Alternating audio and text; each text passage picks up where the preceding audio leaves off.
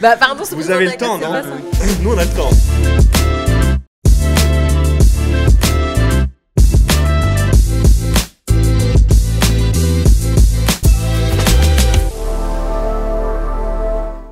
Alors moi je suis Marine.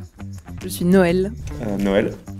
Et Philippe, nous sommes producteurs et productrices au film Norfolk et nous sommes talents pour le court-métrage Apnée de Nicolas Panet. On avait déjà produit les courts-métrages précédents de Nicolas Panet qui s'appelle Le Point de reprise, qu'on avait fait en coproduction avec Bagan, et Nicolas a pensé à nous pour continuer cette collaboration en nous proposant Apnée, et qui honnêtement dès la première version de scénario était déjà un énorme coup de poing. Bah, on peut dire qu'un film Norfolk ou les films Norfolk, on aime bien parler de cinéma d'auteur populaire qui soit exigeant mais accessible. On accompagne des films qui sont dans plein de styles et de genres différents. D'avoir des trajectoires fortes de personnages dans lesquels on s'identifie, dans lesquels on peut retrouver toujours ces histoires d'émotions fortes et qui nous font nous accrocher au fauteuil pendant le film.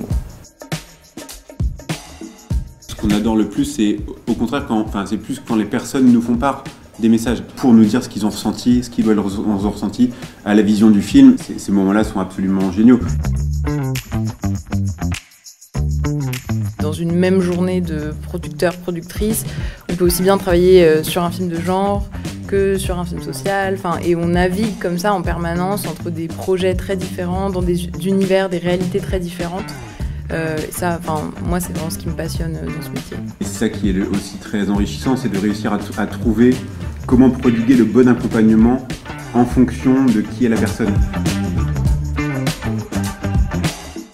Pour découvrir le travail de Nicolas Panet et notamment son travail sur la mise en scène. Également découvrir à la fois le travail de Giovanni à l'image, le collectif d'interprétation et l'intégralité des rôles secondaires mais extrêmement importants.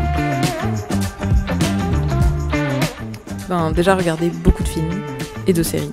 Je dirais être bien entouré, créer une famille de cinéma même dès les tout débuts. Sans doute aussi avoir des projets à développer avant de se lancer dans la production. Il faut être prêt aussi à affronter des années très précaires, il faut être prêt à pouvoir affronter ça et à tenir toute là-dedans.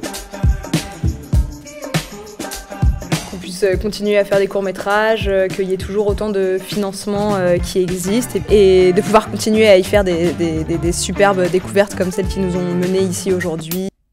La fête du court-métrage, c'est du 19 au 25 mars, partout près de chez vous.